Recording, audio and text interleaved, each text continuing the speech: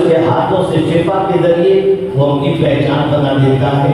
کوئی ڈاکٹر ہے, کوئی لائر ہے, ہر ایک کی اپنی اپنی پہچان ہوتی ہے اور وہ اپنی پہچان بنایا کرتا ہے. حضور نے اپنی پہچان کیا بنائی؟ نبوت کا اعلان تو 40 سال کے بعد کیا. 40 سال کی زندگی, 40 سال کی زندگی جو حضور صلی اللہ علیہ وسلم نے مکہ مکرمہ میں گزاری, تو اپنی پہچان کیا بنائی, اپنی آئیڈینٹی کیا بنائی. دنیا جب تلاش کرنا چاہتی اور حضور کے بارے میں کچھ کہنا چاہتی تو کیا کہہ کر حضور کو یاد کرتے تھے؟ دنیا کیسے پہچانتی؟ تو پورا مکہ یہ کہتا تھا اگر مکے میں سب سے سچا انسان کسی کو دیکھنا ہے تو آمنہ کے لال. سچائی سرکار کی سب سے بڑی پہچان. ایک بچہ یہ کہنے پر مجبور تھا کہ ان کے جیسا سچا مکے میں کوئی دوسرا ہے ہی نہیں. اسی لیے آپ کو میں کیا بتاؤں کہ موجودہ دور کی حکومت نے یعنی سعودی حکومت نے آج سنہری جالیوں سے اس جملے کو مٹا دیا ہے یا اس پر اس طریقے سے کر دیا کہ نظر نہ آئے, ورنہ سنہری جالیوں پر لکھا ہوا ہے لا الہ الا اللہ الملک الحق المبین محمد رسول اللہ صادق الوعد الامین.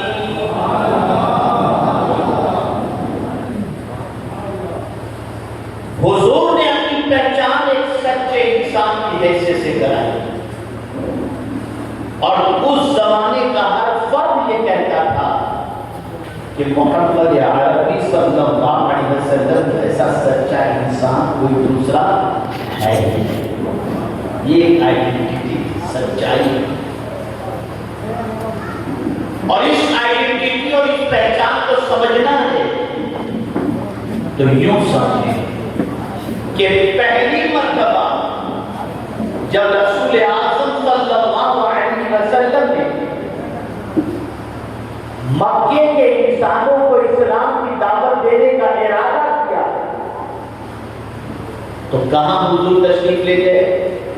کوہ صفا. اور کوہ صفا کی چوٹی پر, بلندی پر حضور صلی اللہ علیہ وسلم تشریف فرما ہوئے, اور عرب کے قبیلے کو اور قوموں کو سرکار صلی اللہ علیہ وسلم نے وہاں پر بلایا اور آنے کی دعوت دی. سب وہاں پر پہنچے. ایک بھی مسلمان مکے کے اندر نہیں ہے. ابھی اسلام کی دعوت حضور نے لوگوں کے سامنے پیش نہیں کی. لوگوں نے حضور کو بحیثیت نبی ابھی تک نہیں جانا. حضور نے تو اپنی پہچان صادق الوعد الامین کے ذریعے کرائی. یہ حضور صلی اللہ علیہ وسلم کی پہچان تھی. لیکن جب پہلی مرتبہ دین کی دعوت حضور کو دینی ہوئی تو کس طرح سے تھی؟ حضور کوہ صفا پہ کھڑے ہوئے, اس کی بلندی پر سب قبیلے والے اور قوم کے ذمہ داران جب جمع ہوئے تو سرکار بلندی سے ارشاد فرماتے ہیں اچھا مجھے یہ بتاؤ, اگر میں یہ کہوں کہ پہاڑ کی اس جانب سے ایک بڑا لشکر تم پر حملہ کرنے والا ہے تو یہ بتاؤ کیا تم میری بات کو یہ سچی سمجھو گے؟ آپ اندازہ لگائیں جتنے بھی وہاں پر موجود تھے سب نے بیک زبان ایک ہی بات کہی, اے محمد صلی اللہ علیہ وسلم آج تک آپ کی زبان سے سچ کے علاوہ ہم نے کچھ نہیں کیا. آپ کی بات ماننے کے لیے تیار. اس کے بعد میرے آقا صلی اللہ علیہ وسلم نے فرمایا یا ایھا الناس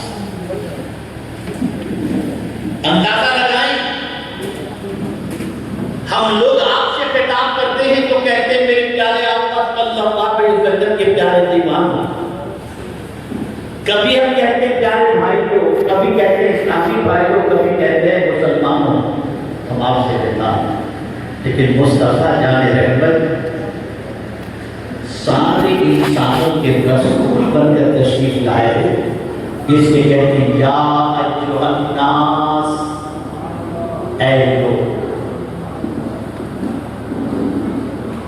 قولوا لا الہ الا اللہ تفلحوا.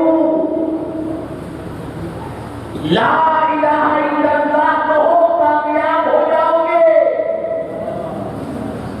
لیکن اس دعوت سے پہلے حضور نے اپنی ذات بنوائی کہ تم نے پوری زندگی مجھے سچا کہا ہے، تو جب دنیا کے معاملے میں محمد جھوٹ نہیں بولتا تو خدا کے معاملے میں محمد جھوٹ کیسے بولتا؟ اب یہاں سیاسی بولی اور نبی کی بولی کا فرق سمجھنا ہو. سیاستدان تو ہر 5 سال کے بعد گلیوں میں نکلتا ہے، مجھے کامیاب کرو، مجھے کامیاب کرو، مجھے ووٹ دو، مجھے کامیاب کرو. یا رسول اللہ کی عظمتوں پر قربان، آپ کہتے ہیں کلمہ پڑھو تم کامیاب. نبی تمہیں کامیاب کرنے کے لیے آئے ہیں. تو حضور کی بولی یہ تھی کہ تم اللہ کی عبادت کرو، اللہ کو ایک مانو، تم دنیا میں بھی کامیاب ہو جاؤ اور آخرت میں بھی کامیاب ہو جاؤ. میں ذرا مائک والے سے کہوں گا کہ آپ چھوٹا بڑا کم زیادہ کیوں کرتے ہو یار؟ ایک ہی طرح سے رہتے تو بس ٹھیک ہے، تھوڑا کم کر دو. ایک مرتبہ درود شریف پڑھیں. اللہم صلی علی سیدنا و مولانا محمد معین الجود والکرم وآلہ وصحبہ وسلم.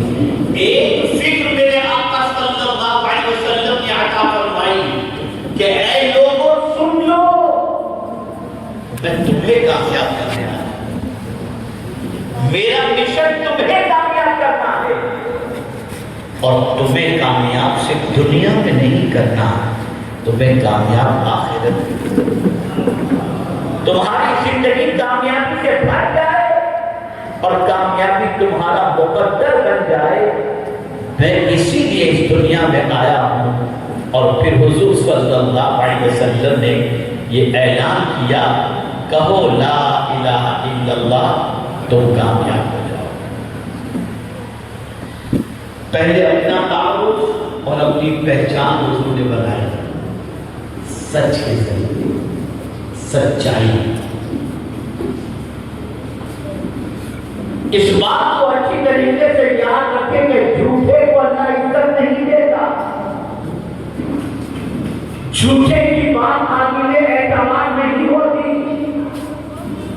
آج ہمارے معاشرے کی سچویشن یہ ہو گئی کہ مسلمان اتنا جھوٹ بولتا ہے، اتنا جھوٹ بولتا ہے کہ بچے سے کہتا ہے کہ بیٹا کبھی جھوٹ نہ بولنا، لیکن پیمنٹ لینے والا گھر پر آ جائے تو بچے سے خود باپ کہتا ہے، بیٹے کہتے ابا گھر پہ نہیں.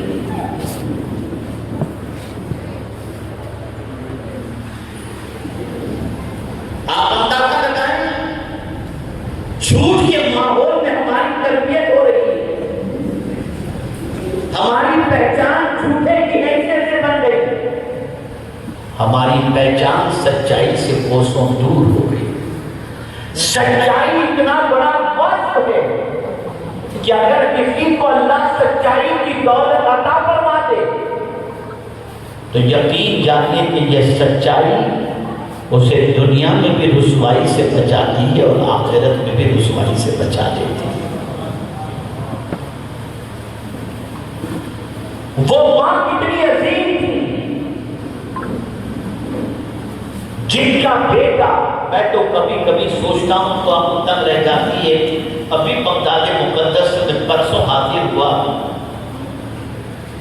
تھوڑا سا میں نے سوچا غوث پاک کے بارے میں کہ ان کی والدہ اور ان کے والد اتنے عظیم تھے کہ شیخ عبد القادر جیلانی کو انہوں نے جنم دیا. پھر میں نے تھوڑا سا غور کیا غوث پاک کی والدہ کے بارے میں اور والد کے بارے میں تو عقل تک رہ گئی. آج ہم اولاد سے امید رکھتے ہیں لیکن خود کی زندگی دیکھیں اور غوث پاک کے والد کو دیکھیں. تیرتا ہوا ایک سے غوث پاک کے والد نے کھا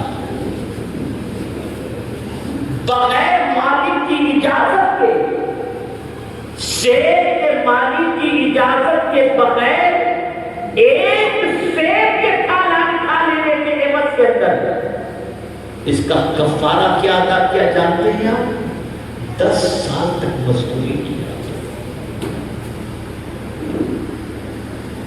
باپ کے مالک نے کہا تمہاری غلطی اسی شرط پر معاف ہو سکتی ہے کہ میرے باپ کی بات بانی تمہیں 10 سال تک کرنی پڑے گی. ایک شے بغیر مالک کی اجازت کے کھا لینے پر اس کی توبہ کے لیے 10 سال باپ بانی کرتے نظر آتے ہیں. اور آج کا مسلمان نہ جانے کتنا کتنا کتنا لوگوں کا کھا جاتا ہے اور اسے کوئی فرق نہیں.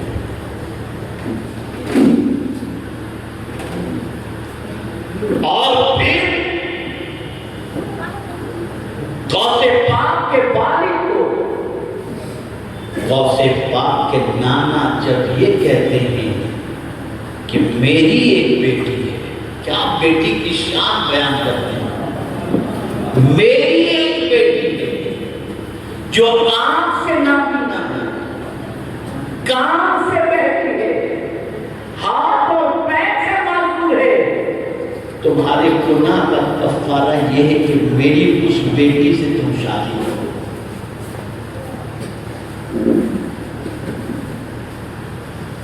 وہ تیار ہو جاتے ہیں, نکاح ہوتا ہے, کمرے میں جاتے ہیں تو ایک خوبصورت خاتون موجود ہے, آنکھ بھی سلامت, کان بھی سلامت, ہاتھ بھی سلامت, پیر بھی سلامت. فوراً کمرے سے باہر آتے ہیں اور اپنے سسر سے کہتے ہیں کہ آپ نے کہا تھا آپ کی بیٹی نابینا ہے اور کان سے بہری ہے, وہاں تو ایک خوبصورت بچی موجود ہے, لڑکی عورت موجود ہے, وہاں پر لڑکی موجود ہے, آپ نے مجھے کہاں بھیج دیا؟ کہا ہاں میں نے جو کہا تھا بالکل سچ ہے, میری بیٹی آنکھ سے نابینا اس اعتبار سے ہے کہ آج تک کسی غیر محرم کو اس نے نہیں دیکھا. وہ کان سے بہری اس لیے ہے کہ آنکھ سے کوئی گناہ کی بات نہیں سنی, پیر سے اس لیے معذور ہے کہ کسی ایسے راستے کی طرف نہیں قدم اٹھائے جو گناہ کے راستے ہیں. تو ماں جب ایسی ہو اور باپ جب ایسا ہو تو بیٹا عبد القادر جیلانی جیسا چلا.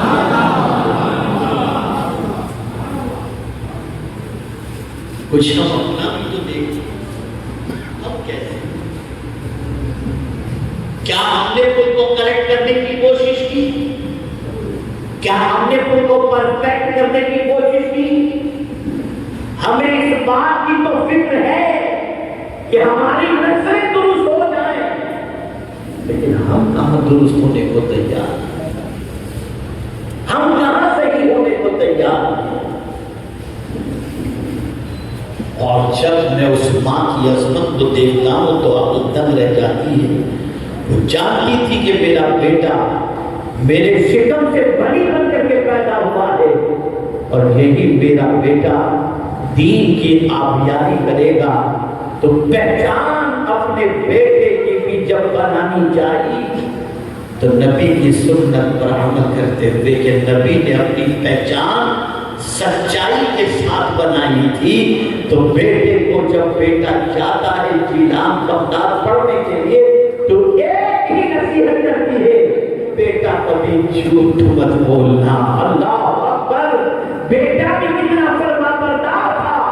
نکلتے ہیں عبد القادر جیلانی گھر سے, ماں نے گلشن اشرفیاں دے رکھی تھی, ڈاکوؤں نے گھیر دیا اور جب پوچھا تو سچ بتا دیا کہ میرے پاس اتنی اشرفیاں موجود ہے. تو ڈاکو حیرت میں پڑ گئے, یہ اتنا سا بچہ اور بال چھپانے کے لیے جھوٹ نہیں بولتا. سارے ڈاکو میرے غوث پاک کے ہاتھ پہ توبہ کر کے سیدھے راستے کے مسافر. سچائی بہت بڑی طاقت ہے. آپ سچ بول کر دنیا کو اپنی عزت بنوا سکتے ہیں. سچ بول کر اپنا مقام بنا سکتے ہیں. سچ بول کر دنیا کے سامنے آپ اپنی دھاک جما سکتے ہیں. مصطفیٰ جان رحمت صلی اللہ علیہ وسلم نے 40 سال تک اپنی سچائی کے ذریعے لوگوں کے دلوں پر دھاک بٹھا دی تھی اور سکہ جما دیا. سچائی بہت بڑی طاقت ہے. سچ بہت بڑی قوت کا نام ہے. اسی کے قرآن نے جھوٹوں کے ساتھ بیٹھنے کے لیے نہیں کہا. قرآن نے کہا بیٹھنا ہو, سنگت اختیار کرنی ہو تو یا ایھا الذین آمنوا اتقوا اللہ وکونوا مع الصادقین. سچوں کے ساتھ, سچوں کے ساتھ.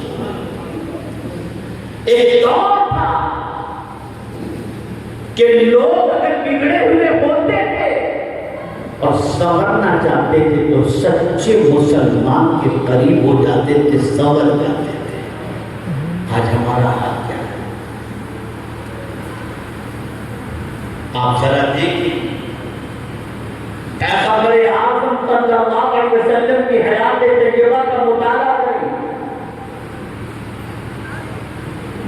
اور قرآن مقدس کا مطالعہ کریں تو آپ کو پتہ چلے گا کہ ہر نبی سچے رہے اور نبی تو جھوٹ بولتے ہی نہیں. نبی سے سچا انسانوں میں کون ہو سکتا ہے؟ قرآن نے اسی لیے کہا کہ انہ کان صادق الوعد وکان رسولا نبیا. حضرت اسماعیل علیہ السلام کے لیے بھی قرآن نے کیا کہا؟ واذکر فی الکتاب اسماعیل انہ کان صادق الوعد وکان رسولا نبیا. یاد کرو حضرت اسماعیل کو جو وعدے کے سچے تھے اور نبی. کیا وعدے کے سچے؟ نبی جب وعدہ کرتا ہے تو کتنا سچا ہوتا ہے جانتے ہیں. باپ نے حضرت اسماعیل سے کہا تھا بیٹے میں دیکھ رہا ہوں کہ خواب میں تمہیں ذبح کر رہا ہوں, اس کے بارے میں تمہاری رائے کیا ہے؟ ننھا سا بچہ 9-11 سال کی عمر کا کم و بیش بچہ اپنے والد سے کہتا یا ابت افعل ما تؤمر ستجدنی انشاء اللہ من الصابرین. ابا جان اللہ نے جو حکم دیا ہے وہ آپ کر گزریے, القریب مجھے صبر کرنے والا پائیں گے. اور جب حضرت ابراہیم چھری چلانے کے لیے تیار ہوئے تو حضرت اسماعیل ہچکچائے نہیں, وعدہ خلافی نہیں کی, بلکہ گردن رکھ کر ذبح ہونے کے لیے تیار ہو گئے. تو میرے قریب نے بھی فرمایا سنو میرا جو نبی ہوتا ہے وہ اگر وعدہ کرنے کو پورا کر کے رکھا ہے. دیکھو اسماعیل کو یہ بھی اپنے وعدے میں سچا ہے, ذبح ہونے کو تیار ہو گیا. کتنا سچا نبی ہے حضرت اسماعیل علیہ السلام. سچائی بہت بڑی قوت کا نام ہے. سچائی بہت بڑی طاقت کا نام ہے. اب آئیے تھوڑا سا میں ٹریک چینج کرتے ہوئے سمجھانے کی کوشش کروں. کیا وجہ ہے کہ ہمیں راستہ نہیں مل رہا؟ کیا وجہ ہے کہ مسلمانوں کی زندگی نہیں بدل رہی؟ کیا وجہ ہے کہ مسلمان تباہی کا شکار ہے؟ کیا وجہ ہے کہ مسلمانوں کا حال ڈے بائی ڈے بدتر سے بدتر ہوتا جا رہا ہے؟ تو قرآن کہتا ہے ان اللہ لا یہدی من هو مسرف وکذاب او کما قال. اللہ اس بندے کو ہدایت کیسے عطا کرے جو فضول خرچی کرنے والا ہے اور جھوٹ. جو فضول خرچی کرتا ہے اللہ اسے ہدایت نہیں دیتا، جو جھوٹ بولتا ہے اللہ اسے ہدایت نہیں دیتا۔ تو اگر ہم سیدھے راستے کی طرف نہیں جا رہے اور ہمیں سیدھا راستہ نصیب نہیں ہو رہا، اس کی وجہ شاید کہ یہ ہے کہ ہمارے اندر دو کمیاں پائی جاتی ہیں۔ ایک تو ہم فضول خرچی کے عادی ہو گئے، اور دوسری کمی یہ ہے کہ ہماری زبان سے جھوٹ نکلنا شروع ہو گیا۔ آدمی جھوٹ کیوں بولتا ہے؟ اولاد کے لیے۔ آدمی جھوٹ کیوں بولتا ہے؟ مال کے لیے۔ تو قرآن نے کہا اے ماں اور بیٹوں کے لیے جھوٹ بولنے والے، یہی تو ہوتا ہے۔ آج بیپاری سے اگر آدمی جھوٹ بولتا ہے، کسٹمر سے جھوٹ بولتا ہے، تو مال کمانے کے لیے جھوٹ بولتا ہے، 2 کا 20 کرنے کے لیے جھوٹ بولتا ہے، اور چاہتا ہے کہ اس دولت سے اپنے بیٹوں کو، اپنے بچوں کو بہت ایسی زندگی دوں۔ تو قرآن نے کہا سنو، یوم لا ینفع مال ولا بنون، قیامت کے دن تمہارا مال اور تمہارے بیٹے، تمہاری اولاد تمہیں کوئی فائدہ نہیں، نہ بیٹے فائدہ پہنچائیں گے، نہ اولاد فائدہ پہنچائے گی، نہ مال فائدہ پہنچائے گا۔ تو اب ہم قرآن سے پوچھتے ہیں کہ اے قرآن تو ہی بتا کہ ہمیں قیامت کے دن کیا چیز نفع پہنچائے گی؟ تو قرآن کہتا ہے یوم ینفع الصادقین صدقہم، قیامت کے دن سچ بولنے والے کو اس کا سچ اور کتنا نفع پہنچائے گا؟ تو حضور صلی اللہ علیہ وسلم فرماتے ہیں سچائی کو لازم پکڑو کہ سچائی نیکی ہے، اور یہ ایسی نیکی ہے جو جنت تک لے کے چلی جاتی ہے۔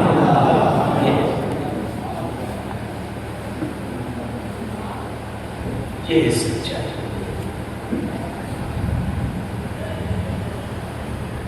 میرے پیارے آقا صلی اللہ علیہ وسلم کے پیارے دیوانوں، بات بات میں جھوٹ بولنا یہ آج انسانوں کی عادت ہو گئی۔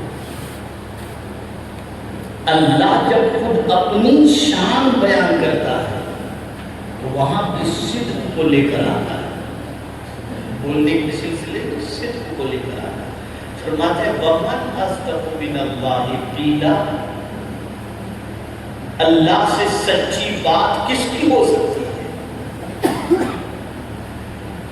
یعنی سچ بولنا یہ اتنا بڑا وصف ہے کہ اگر کوئی سچ بولتا ہے اور سچائی کا دامن تھامتا ہے تو در حقیقت وہ بندہ مومن اللہ رب العزت جل جلالہ کے اخلاق کا پرتو بن جاتا ہے۔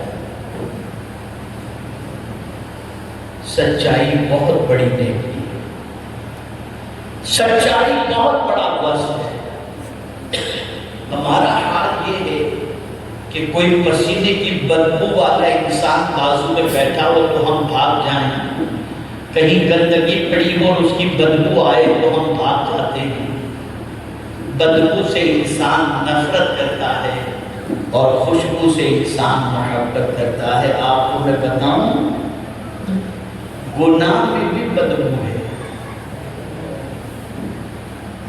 گناہ میں بھی بدبو ہے۔ اگر گناہ میں بدبو نہ ہوگی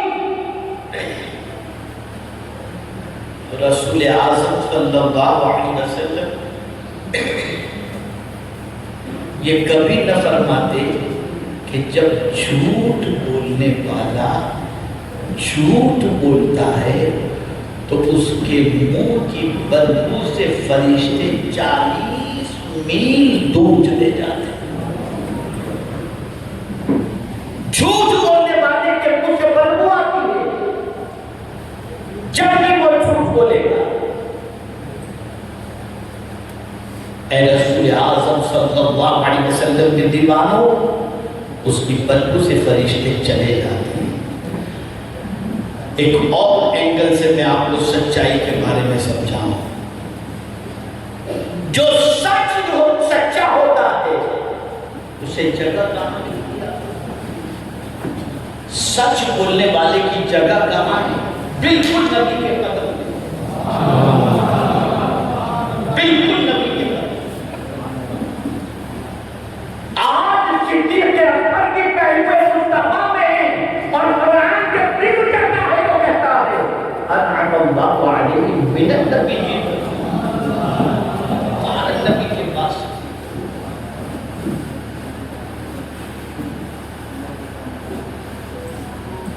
آپ معاشرے کے اندر کچھ سچ بولنے والے تو ملیں گے،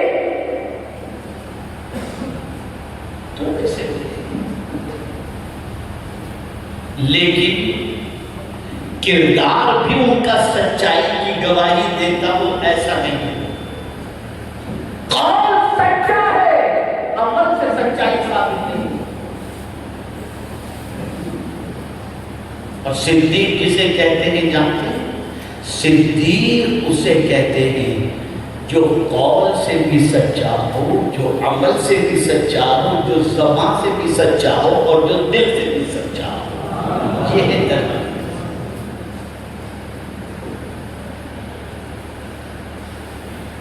میرے پیارے آقا صلی اللہ علیہ وسلم کے پیارے دیوانوں، ہماری شریعت دیکھیے، احادیث کے ذخیرے کو اٹھا کر دیکھیے اور فن اسماء الرجال کے بارے میں غور کیجیے۔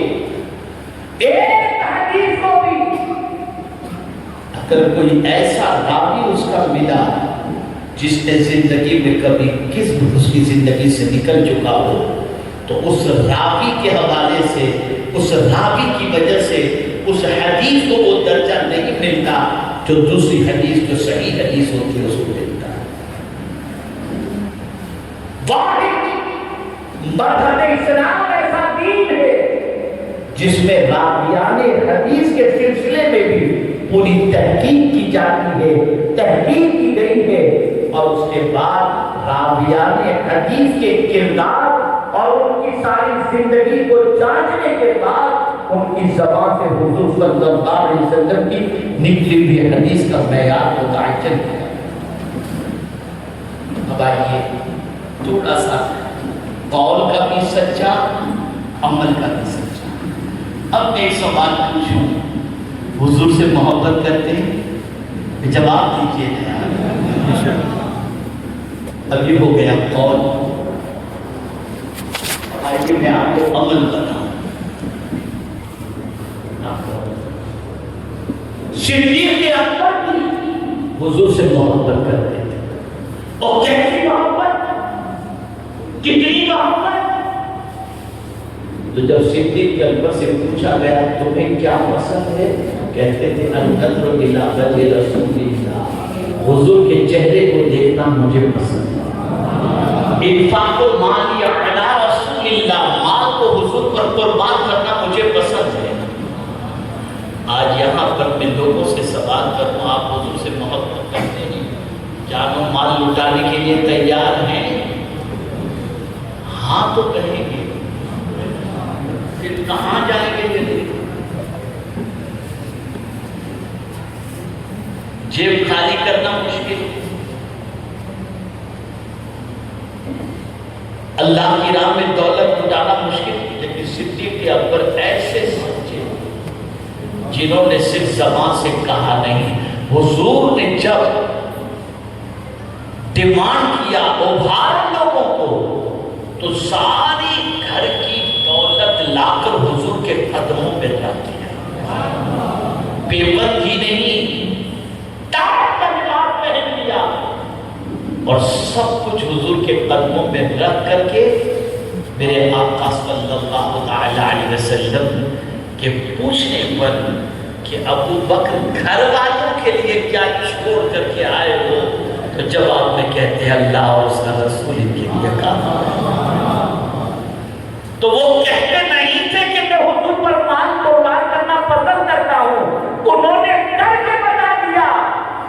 تمہاری جیب میں ہاتھ نہیں جاتا.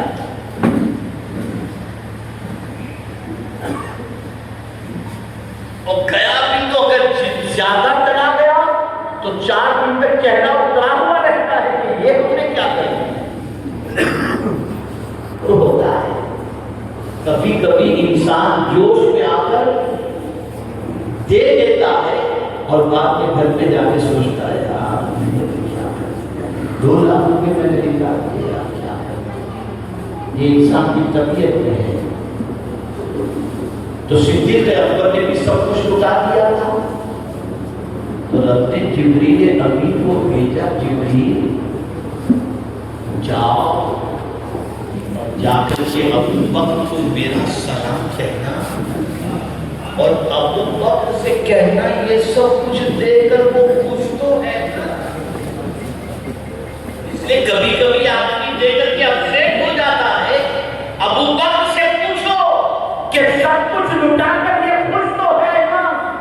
جبریل امین حضور کی بارگاہ میں حاضر آئے, آقا کریم صلی اللہ علیہ وسلم کو سلام پیش کیا اور پھر عرض کرنے لگے حضور رب القدیم نے ابو بکر کو سلام پیش کیا ہے.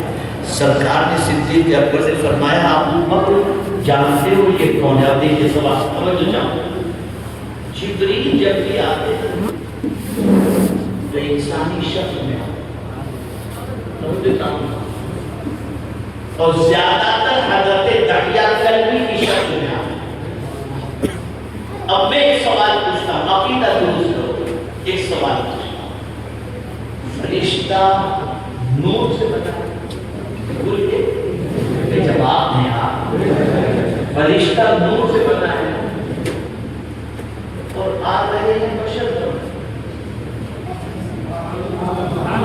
آ رہے ہیں بشر دریا قلبی کی شکل میں آ رہے ہیں. تو نادانوں جب تم اس چیز کو تسلیم کرتے ہو کہ نور والا بشر کرتا ہے تو سید بشر نور کیسے کرتا ہے؟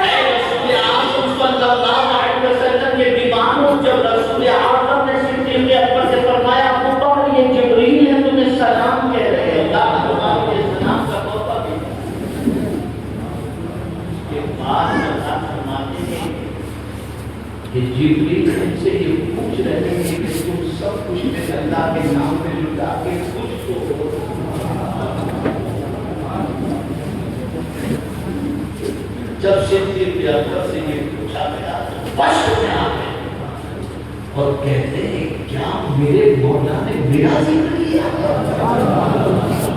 میرا ذکر؟ میں تو یہ جاننا چاہتا ہوں کہ میں نے جو کچھ دیا اس سے میرا مولا خوش ہے کہ نہیں. تو ایک ہوتا ہے زبان سے سچ بولنا لیکن کردار اس کی گواہی نہیں دیتا. نبی کے نام پر جان کو باندھ لیں گے, نیند نہیں اٹھے گے بدر میں آئے اور کیا تو نبی کے نام کی جان حرام چیزوں سے نہیں بچیں گے. ہم نبی سے محبت کرتے ہیں. نبی سے سچا عشق ہوتا ہے تو حرام سے کیسے انسان بچتا ہے جانتے نہیں. فضالہ مسلمان نہیں رہتے عادت تھی طواف کعبہ کے لیے وہ آتے تھے، دور جاہلیت میں سب طواف کرتے تھے، طواف کے لیے فضالہ آتے تھے تو راستے میں ایک گھر آتا تھا، وہاں ایک عورت رہتی تھی، فضالہ اس عورت کے گھر میں جاتے تھے، ہنسی مذاق کرتے تھے، پھر طواف کے لیے آتے تھے، پھر طواف کر کے واپس لوٹتے تو اس عورت کے گھر پہ جاتے، ہنسی مذاق کرتے چلے جاتے، مسلمان نہیں تھے۔ اور رسول اعظم صلی اللہ علیہ وسلم کے لیے ان کے سینے میں پھٹ پھٹ کے نفرت بھری ہوئی۔ ایک دن فضالہ طواف کی نیت سے اس عورت کے گھر پر بیٹھ کے ہنسی مذاق کی، حرم شریف میں جیسے ہی پہنچے تو کیا دیکھا، حضور صلی اللہ علیہ وسلم اکیلے طواف کر رہے ہیں۔ اب اکیلا حضور کو دیکھ کر نفرت جوش میں آ گئی، چھوٹا سا خنجر ساتھ میں تھا فضالہ، طواف کرتے کرتے سوچ یہ موقع اچھا ہے، میں ابھی حملہ کر دوں گا، ابھی کو قتل کر دوں گا، یہی ادھر ادھر طواف کرتے کرتے جب وہاں کے اندر چل رہی تھی، حضور آگے فضالہ پیچھے، غیر کا نبی کی عظمت پر قربان پلٹ کر فضالہ دیکھا اور فرمایا فضالہ کیا سوچ رہے ہیں؟ پسینہ پسینہ نہیں، کچھ بھی نہیں، میں تو طواف کعبہ کر رہا ہوں۔ سرکار نے اپنا دست کرم فضالہ کے سینے پہ مارا، بس سینے پہ لگانا تھا، فضالہ کی زندگی آنکھوں سے آنسو نکلے اور کہنے لگا تھوڑی دیر پہلے آپ سے زیادہ مجھے کسی سے نفرت نہیں تھی، آپ کا دست کرم کیا لگا میرے سینے پر کہ سوائے آپ کے مجھے کسی سے زیادہ محبت نہیں، بس مجھے کلمہ پڑھائیے۔ دیکھیں محبت آج میں بہت بڑا سبق دے رہا ہوں۔ فضالہ نے کلمہ پڑھ دیا، مسلمان ہو گئے، سرکار کی خدمت میں بیٹھے، حضور مجھے کچھ سکھائیے۔ رسول اعظم صلی اللہ علیہ وسلم نے تھوڑی دیر کو دین کی باتیں بتائیں، فضالہ واپس ہو گئے۔ اب یہ حضرت فضالہ بن گئے، اب یہ صحابی رسول بن گئے، اب واپس جا رہے ہیں۔ نوجوانوں غور سے سنیں، غور سے سنیں، واپس جا رہے ہیں۔ وہی گھر آیا جس میں عورت رہتی تھی، آتے وقت جس سے مستی مذاق کر کے آئے تھے، پلٹ کر جاتے ہیں، پھر وہی گھر۔ وہ عورت انتظار کر رہی تھی فضالہ کب واپس آئے۔ اب جیسے ہی گھر سے گزرنے لگے فضالہ تو گھر کی طرف نہیں جاتے، نگاہیں نیچی ہے، گھر کے پاس سے گزرنے لگتے ہیں۔ عورت کہتی ہے فضالہ کیا بات، کچھ ناراض ہو گئے، چائے پانی نہیں پیو گے؟ فضالہ یہ جواب نہیں دیتے۔ اچھا فضالہ کچھ مستی مذاق ہم نے زیادہ کر دی ہو، دل دکھ گیا ہو تو معاف کر دو، تھوڑی دیر کے لیے تو آؤ کچھ پی کر کے جاؤ۔ رک جاتے فرماتے ہیں جب تک مدینے کے تاجدار کو دل نہیں دیا تھا تب تک تیری محبت تھی، اب اس دل میں صرف نبی کی محبت موجود ہے۔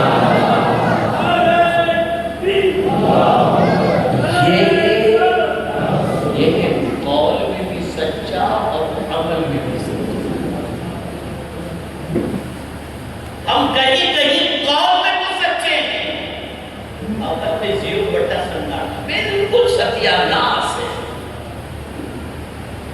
بالکل ستیہ ناس۔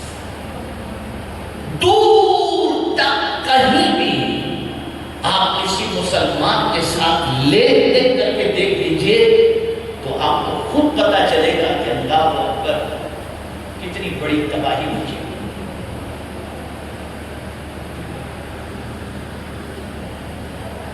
کہاں سے ہمارا دبدبا غیروں کے دل میں آئے گا، کہاں سے ہمارا وقار لوگوں کے دلوں میں پیدا ہوگا؟ نہیں ہو سکتا، اس لیے کہ ہم زبان سے کچھ کہتے ہیں اور کردار ہمارا کسی اور چیز کی گواہی دیتا ہے۔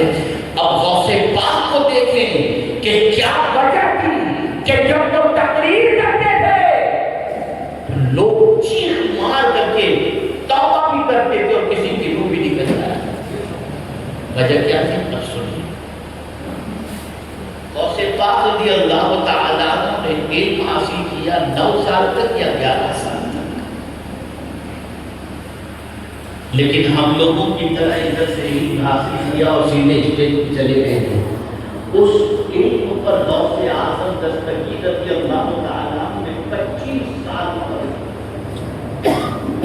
کتنے سال تک 25 سال تک کم و بیش اس عمل پر پریکٹس کی، پھر بھی ہمت نہیں ہوئی کہ تقریر کریں.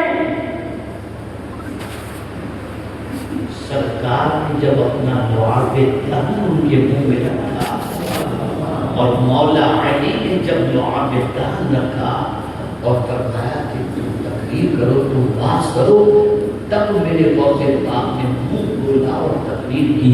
اور پھر تقریر کا اثر کیا، خدا کی قسم آج بھی جو غوث پاک کی کتاب پڑھتا ہے اس کے دل کانپنے لگ جاتے ہیں کہ ایسے رخیم ارشادات اور ان ارشادات کے اندر اتنا وزن کہ قلب کانپنے لگتا ہے. اللہ اکبر. غوث پاک رضی اللہ تعالیٰ عنہ کے جملوں میں اتنی تاثیر وجہ کیا تھی؟ وہ کہتے بھی بعد میں تھے، کہتے تھے خاتون آئی میرا بیٹا گڑ بہت کھاتا ہے، حضرت آپ اس کو سمجھا دیں کہ گڑ نہ کھائے. فرمایا کل آنا. دوسرے دن جب وہ آیا تو آپ نے فرمایا بیٹے گڑ نہ کھایا کرو. وہ عورت کہتی اتنا ہی کہنا تھا تو کل کہتے تھے یار گھر کا بھی کھلایا. بات فرماتے کل تک میں بھی کھاتا تھا، پہلے میں نے چھوڑا پھر اس کو چھوڑنے کے لیے کہا. باپ کہتا ہے بیٹے نماز پڑھ، مجھے کبھی تو نہیں کہے گا نماز پڑھتے.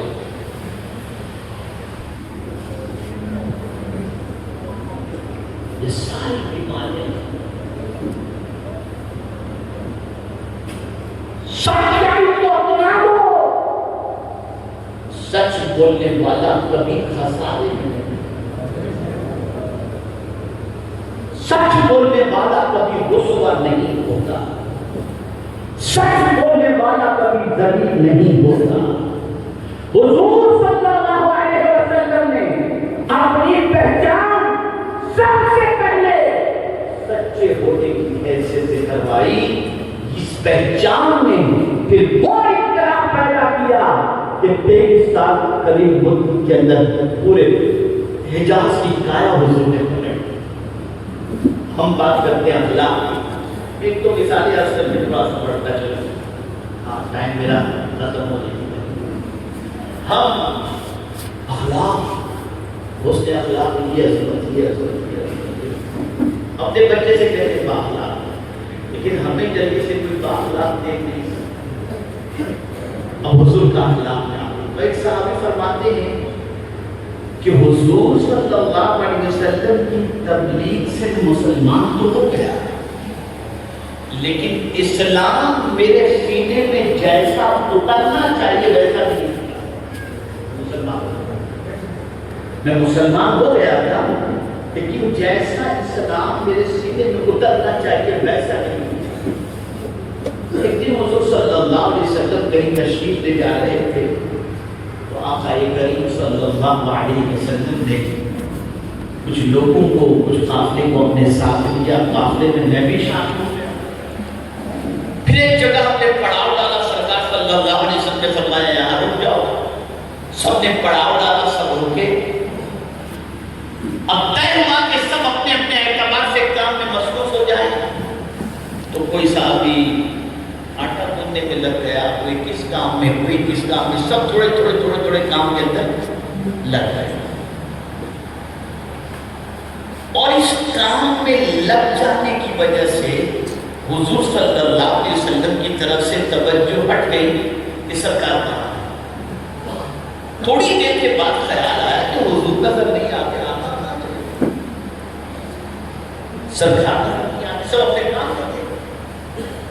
اتنے میں وہ صحابی کہتے ہیں کہ مجھے بھی تھوڑا سا تجسس ہوا تو میں نکلا ذرا حضور کو تلاش تو کروں کہاں ہے. تو جیسے تھوڑا سا آگے بڑھا تو کیا دیکھتا ہوں سامنے سے حضور اپنے کاندھے پر لکڑیوں کی گھڑی اٹھا کر تشریف لائے.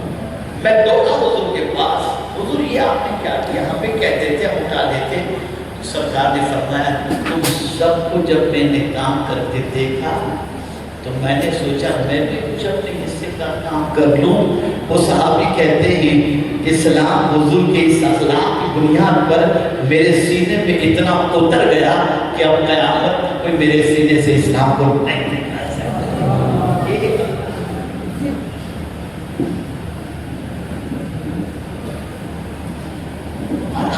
بہت برا بال سے لے کر پیر کے ناخن تک ہم پورے بگڑے ہوئے، پورے بگڑے. ایک تصور میں آپ کو دے دیتا ہوں آج، ہر وہ کام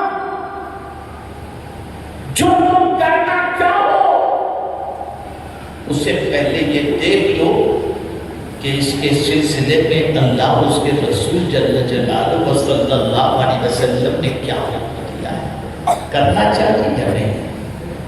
اور اگر کرنے کے لیے منع کیا ہے، خاندان کا نماز بھی ہو تو پیروں تلے وہ بنا دو، اس لیے کہ چلے گا نہیں جو مدینے کے تاجدار نے بنایا.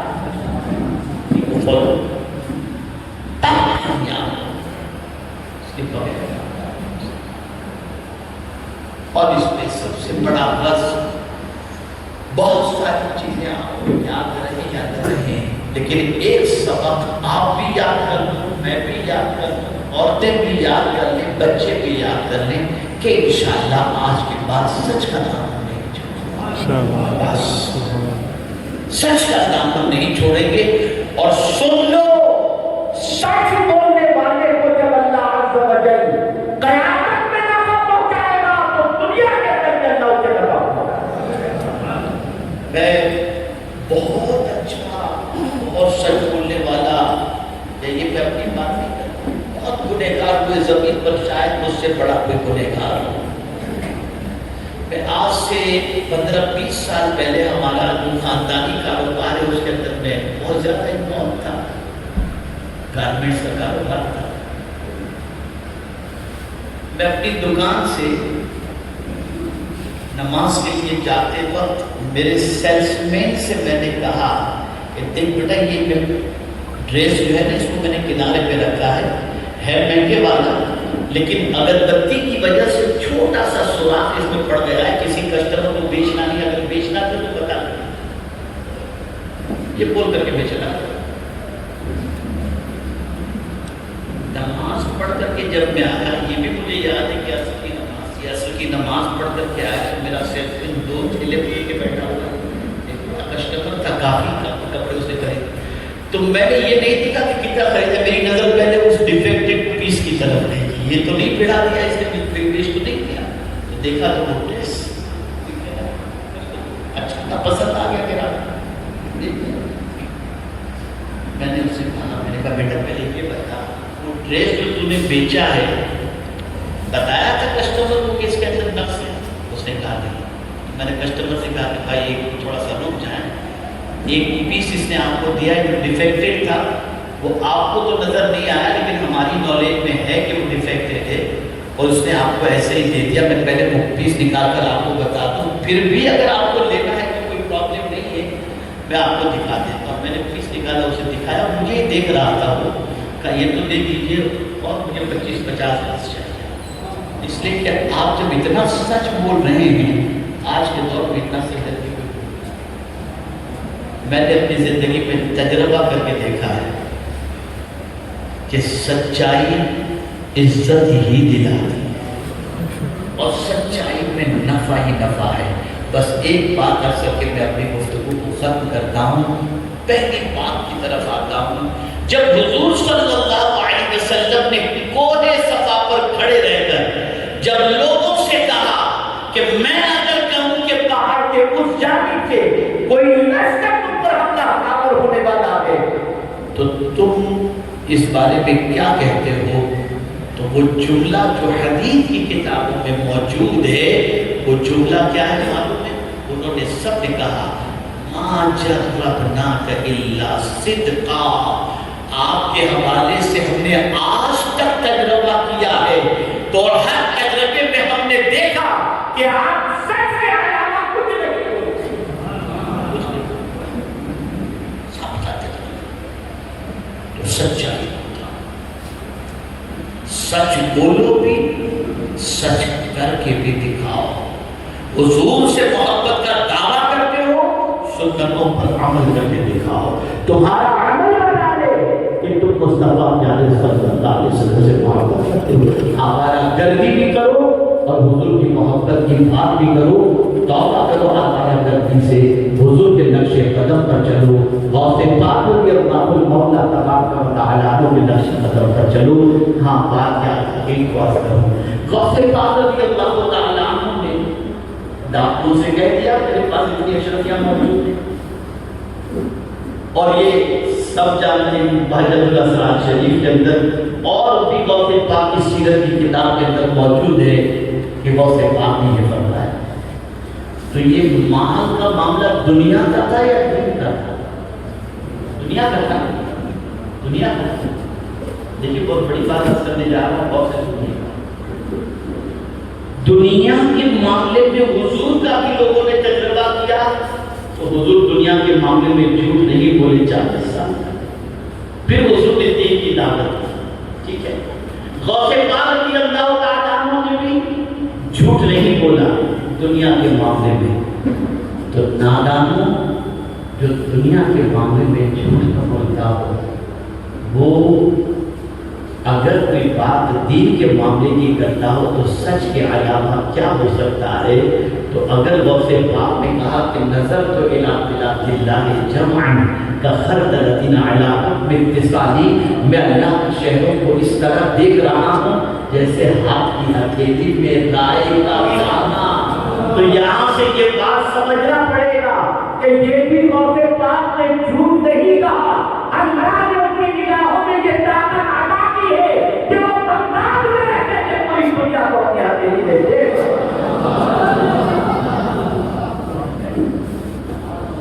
اللہ تعالیٰ ہم سب کو رسول اعظم صلی اللہ علیہ وسلم اور غوث اعظم رضی اللہ تعالیٰ عنہ کے نقش قدم پر چلنے کی توفیق نصیب فرمائے۔ عظیم وصف جو صدق ہے اسے اپنانے کی توفیق نصیب فرمائے، سچوں کے ساتھ رکھے اور سچوں کے ساتھ ہمارا حشر فرمائے۔ وما علینا الا البلاغ المبین۔ سنی دعوت اسلامی سے وابستہ ہوں، اجتماعات میں شریک ہوں، مکاتب میں اپنے بچوں کو بھیجیں اور دین سے اپنے آپ کو آراستہ کرنے کی کوشش کریں۔ السلام علیکم ورحمۃ اللہ وبرکاتہ۔ 12، 13، 14 دسمبر کو سنی دعوت اسلامی کا سالانہ عالمی سنی اجتماع وادی نور آزاد میدان میں ہوگا انشاءاللہ۔ آپ سے اس میں شرکت کی پرخلوص درخواست۔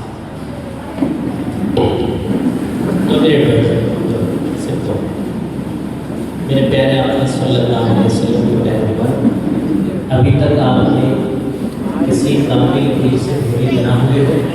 سلسلہ قادریہ برکاتیہ نوریہ میں حضرت جس طریقے سے پڑھائیں، عورتیں بھی اور جتنے حضرات بیٹھے ہو سب مل کر کے وہ پڑھ لیں انشاءاللہ۔ سلسلہ قادریہ برکاتیہ نوریہ میں آپ سب کو داخل سلسلہ کر لیا جائے گا۔ آپ نے اپنی حضرت نے آج جو نقطے بیان فرمائے، دل باغ باغ ہو گیا۔ اللہ ہمارے امیر کی عمر میں خوب برکت عطا فرمائے، صحت عطا فرمائے، عافیت عطا فرمائے، ان کا سایہ ہم غرباء اہل سنت پر اللہ دراز فرمائے۔ آئیے حضرت جو الفاظ پڑھائے آپ اس کو پڑھ لیجیے، آپ کو داخل سلسلہ کر دیں۔ بسم اللہ الرحمن الرحیم۔ استغفر اللہ ربی من کل ذنب واتوب الیہ۔ توبہ کرتے ہیں پچھلے سارے گناہوں سے، آج کے بعد ہر گناہ سے بچنے کی کوشش کریں گے۔ ہر فرض و واجب اور سنت ان کے وقتوں پر ادا کرنے کی کوشش کریں گے۔ ہم سلسلہ قادریہ نوریہ برکاتیہ میں داخل ہوتے ہیں۔ اے اللہ ہمیں غوث پاک کے غلاموں میں قبول فرما، قیامت کے دن ان کے ساتھ حشر فرما۔ الہی خیر گردانی بحق شاہ جیلانی، الہی خیر گردانی بحق شاہ جیلانی، الہی خیر گردانی بحق شاہ جیلانی۔ وَأُفَوِّضُ أَمْرِي إِلَى اللَّهِ إِنَّ اللَّهَ بَصِيرٌ بِالْعِبَادِ بِرَحْمَتِكَ يَا أَرْحَمَ الراحمين۔ بہت معتبانہ عاجزانہ گزارش کرتا ہوں کہ نہ چھونے کی، نہ مسافے کی، نہ دھکا دھکی کی کوشش کریں۔ اور ریڈی میں بہت لیٹ ہو چکا ہوں، مجھے کسی بھی صورت میں 3 بجے تک انشاءاللہ العظیم بنگلور ایئرپورٹ پہنچنا ہے، تو میں آپ سے معذرت چاہتا ہوں۔ براہ کرم آپ دھکم دھکی کر کے، کھینچم تانی کر کے، پکڑ پکڑی کر کے ٹائم اپنا ضائع نہ کریں، اور مجھے جانے کی اجازت صلاۃ و سلام کے بعد بس ایک شعر سلام پر پڑھا جائے گا، مجھے جانے کی اجازت دیجیے۔ السلام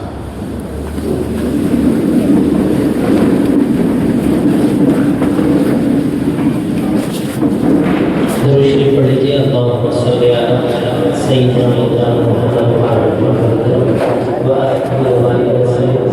صلاۃ و سلام علیک یا رسول اللہ صلی اللہ علیہ وسلم۔ اے شفیع محمد تم پہ حد سلام ہے، تم پہ حد سلام۔ اب مدینے میں ہم کو بلا لیجیے، میرے محترم تم پہ حد سلام۔ چاہتا ہے رضا شاہ سلام، کہہ دو راضی میں تم پہ حد سلام ہے، شفیع امم تم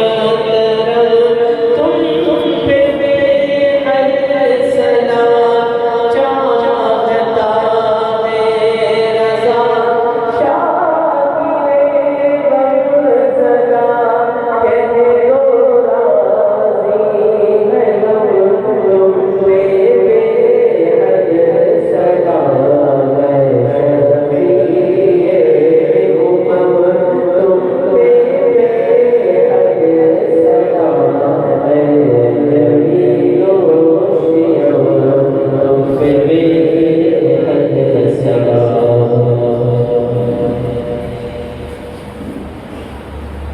الصلاۃ والسلام علیک یا رسول اللہ وعلی آلک وصحبہ یا نور اللہ، صلی اللہ تعالی علیہ وآلہ وسلم۔ الحمد للہ رب العالمین، والصلاۃ والسلام علی سید الانبیاء والمرسلین وعلی آلہ وصحبہ الطیبین الطاہرین۔ اللہم انک عفو تحب العفو فاعف عنا یا کریم۔